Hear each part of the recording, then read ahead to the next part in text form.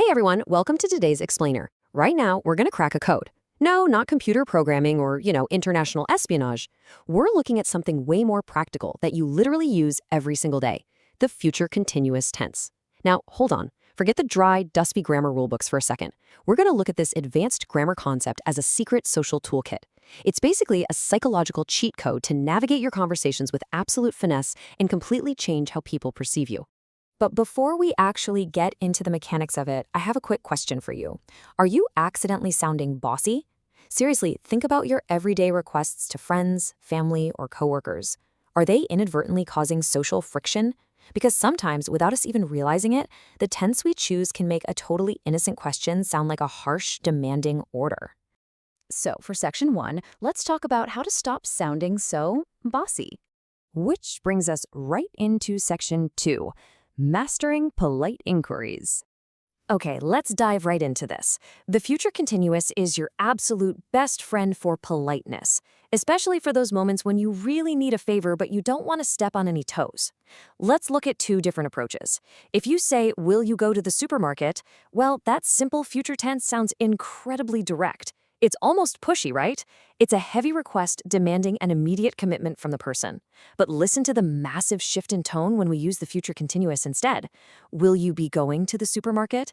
By just slightly shifting the tense, you're softly asking about their existing routine. You're just trying to see if they might be able to do you a quick favor while they're at it. You're essentially asking, hey, is this already part of your plan? And if the answer is yes, maybe they can pick something up for you. It completely takes the pressure off. Will you be using your car this weekend? Notice how that is so much softer than directly asking, are you going to use your car? Think about the underlying psychology here for a second. When you use the future continuous, your inquiry feels entirely casual. You aren't plotting to take their car away from them, you're just casually checking their schedule. It's honestly a masterclass in social grace that instantly drops the listener's defenses. All right, moving on to section 3, matter-of-course events. Let's explore how you can state facts about the future without making it sound like you've formulated some grand plan or made a specific personal promise. We call these matter-of-course events. If you aren't super familiar with that term, it basically just means something happens simply because it's the expected routine. It unfolds totally independently of a specific plan or some sworn promise. It's really just the natural rhythm of life doing its thing.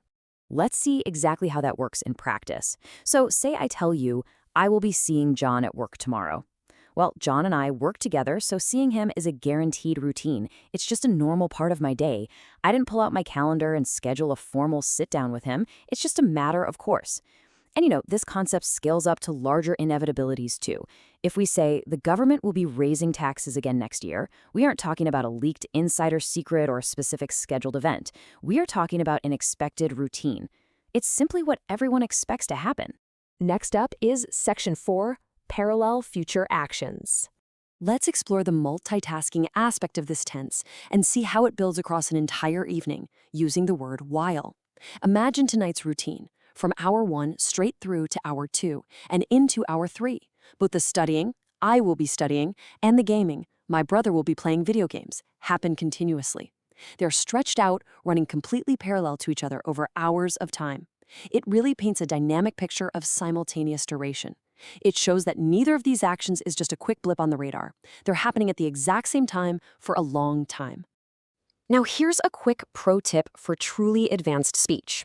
If you say, tonight I will be studying while my brother will be playing video games, using the future continuous twice, well, technically that is grammatically correct.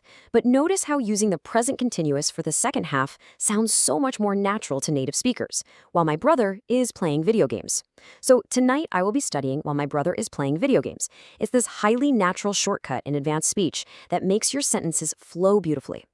Finally, that brings us to section 5, your new social toolkit. As we've seen, this tense does so much more than just dictate when something happens. It drastically softens our requests, it beautifully frames the inevitable routines of our daily lives, and it efficiently maps out simultaneous events. So, to wrap up this explainer, I want to leave you with a bit of a provocative thought. Grammar isn't just about time, it is profoundly about tone. Are you ready to use this hidden psychological tool to navigate your everyday conversations with that natural fluency? Seriously, try slipping the future continuous into your next request for a favor and just watch how smoothly the conversation flows. Thanks so much for joining me for this deep dive, and I highly encourage you to start testing out your new social toolkit today.